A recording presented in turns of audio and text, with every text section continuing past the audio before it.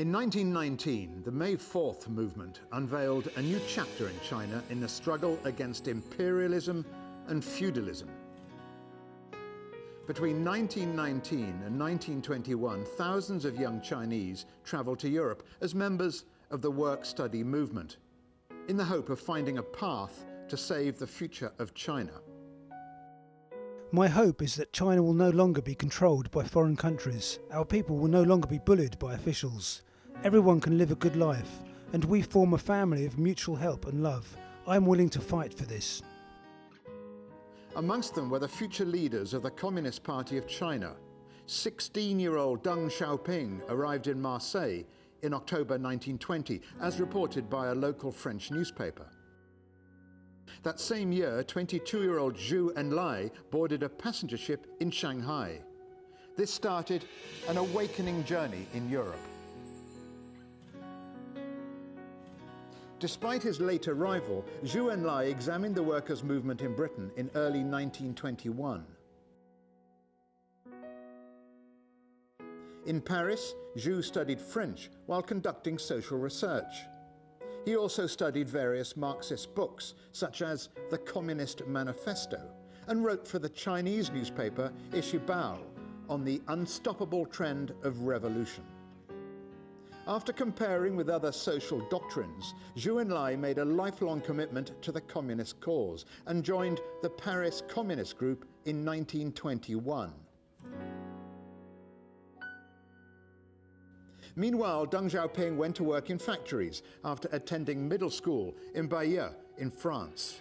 He worked at an iron and steel plant and then a rubber factory, where he recognized the deep-rooted problems of the struggling working class. It's also where he met other like-minded young people, perhaps to save China through industrial salvation.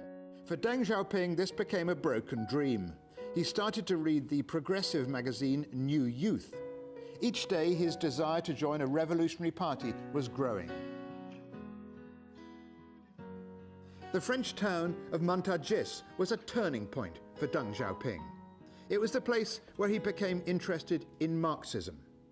It was also here where the idea of establishing a communist party in China was formally advocated.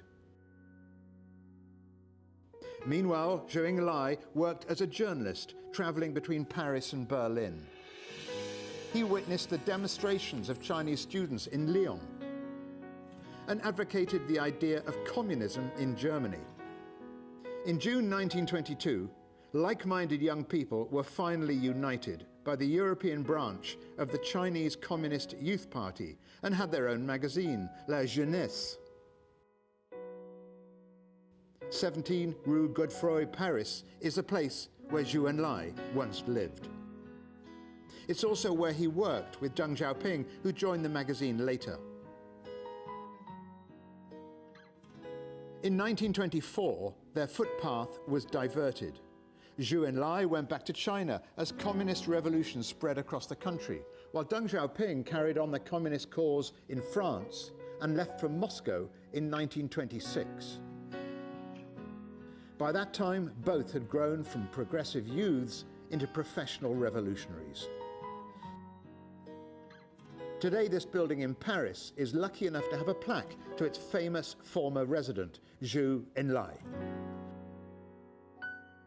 While the town of Montargis is proud of its association with Deng Xiaoping, even naming the square outside the railway station after him. A sculpture is also dedicated to the work-study movement. A century on, it's time to retrace their red footsteps, which reveal the journey that shaped the future path of China.